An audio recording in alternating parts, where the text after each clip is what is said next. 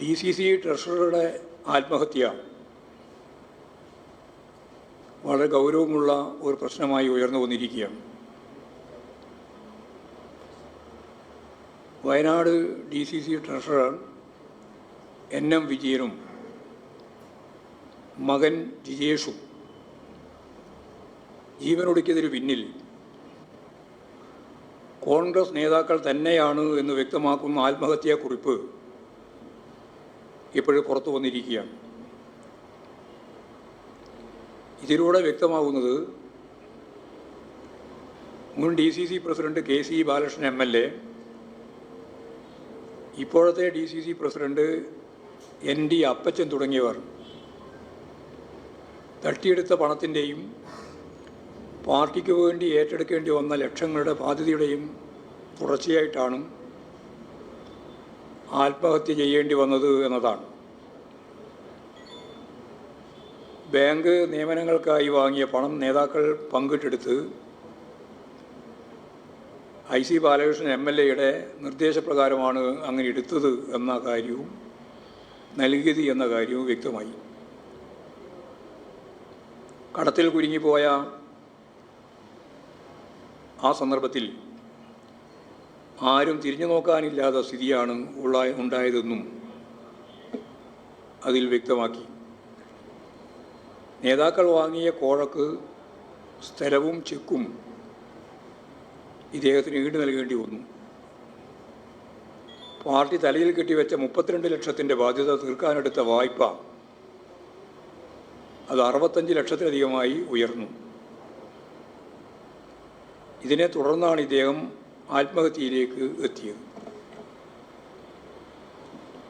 ഈ കത്ത് പുറത്തു വന്ന സാഹചര്യത്തിൽ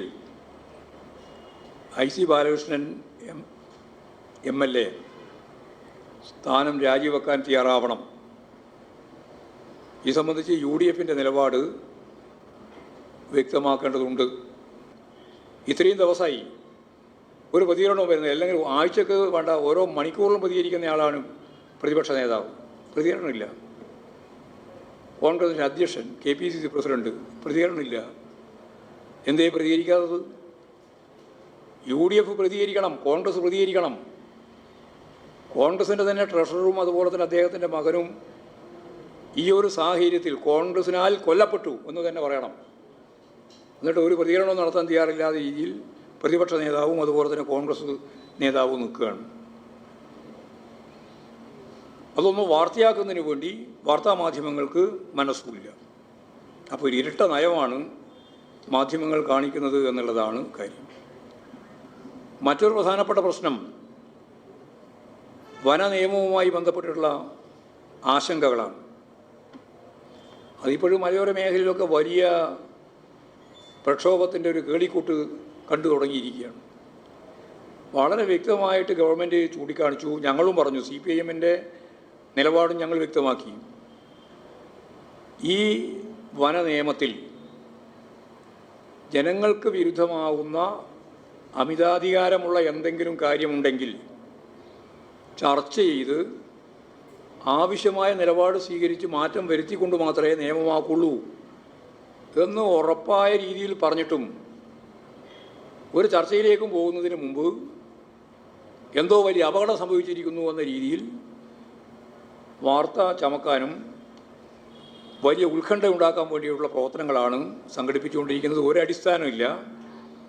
ഗവൺമെൻറ് തെറ്റായ ഒരു സമീപനവും സ്വീകരിക്കില്ല. ശരിയായ നിലപാട് സ്വീകരിക്കുന്നതിന് ആവശ്യമായ ചർച്ച, ബന്ധപ്പെട്ട എല്ലാവരുമായി ചർച്ച നടത്തിക്കൊണ്ട് മാത്രമേ അത്തരത്തിലുള്ള കാര്യം തീരുമാനിക്കുള്ളൂ എന്നുള്ളതാണ് അത് സംബന്ധിച്ച് പറയാനുള്ള കാര്യം.